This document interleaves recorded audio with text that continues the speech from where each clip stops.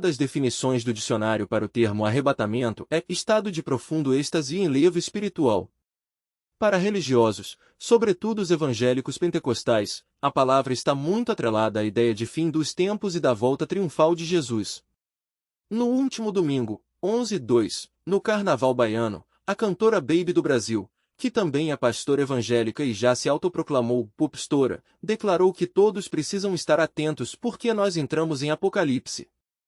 O arrebatamento tem tudo para acontecer entre 5 e 10 anos, disse ela durante a apresentação da cantora Ivete Sangalo em um bloco em Salvador. Passagens da Bíblia, mais especificamente a primeira das cartas escritas pelo apóstolo Paulo de Tarso, 5:67 d.C., aos cristãos de Tessalônica, hoje parte da Grécia, sugerem esse cenário.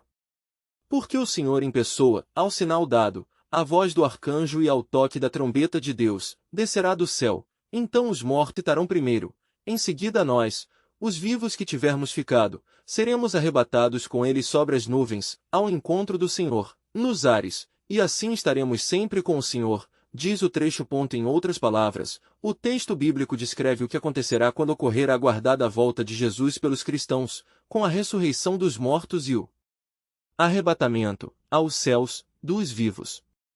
Essa passagem da carta de Paulo é alvo de muitas interpretações, pontua a BBC News Brasil o historiador, teólogo e filósofo Gerson Leite de Moraes, professor na Universidade Presbiteriana Mackenzie. Assim como toda leitura bíblica, ele adverte que é preciso observar o contexto histórico do texto. Paulo estava vivendo um problema específico com essa comunidade de Tessalônica. A comunidade entrou no marasmo de esperar a volta de Cristo, as pessoas estavam simplesmente abandonando suas atividades, seus afazeres. Alguma maneira de dizer, continuem vivendo, porque ninguém sabe quando isso vai acontecer. Aí ele escreve essa passagem falando desse suposto encontro entre os que estiverem vivos e Jesus, contextualiza Moraes. Algumas informações sobre o que se dizia na época são necessárias para que a leitura não seja feita com anacronismos. A primeira coisa a ser pontuada é que Paulo esperava de maneira confiante e com uma certeza inabalável que Cristo voltaria enquanto ele ainda estivesse vivo, lembra o teólogo. E isso não aconteceu. Quase 2000 anos depois, gerações sucessivas, e Cristo não voltou. O segundo ponto foi o papel de liderança do apóstolo. Paulo estava, de alguma maneira, tentando tratar de um problema, uma comunidade que resolveu simplesmente aguardar a volta, como uma seita. E Paulo diz que não é bem assim. E afirma que quando acontecer, o que nós veremos é que será ouvida a voz do arcanjo, ressoada a trombeta, céus o Senhor, os mortos ressuscitarão e depois os vivos se encontrarão com Jesus. Este é o suposto arrebatamento, explica.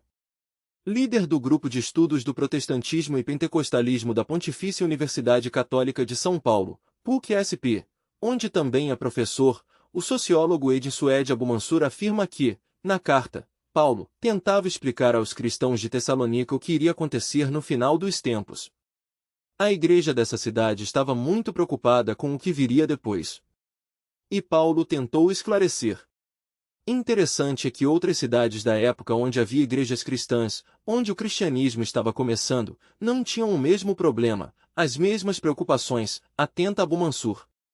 Ele ressalta que, na ideia de Paulo, os cristãos que permanecerem firmes na fé serão arrebatados e vão se encontrar com Cristo nas nuvens. A questão do arrebatamento é uma doutrina muito polêmica, muito disputada, absolutamente não consensual, a doutrina da volta de Cristo, diz o sociólogo.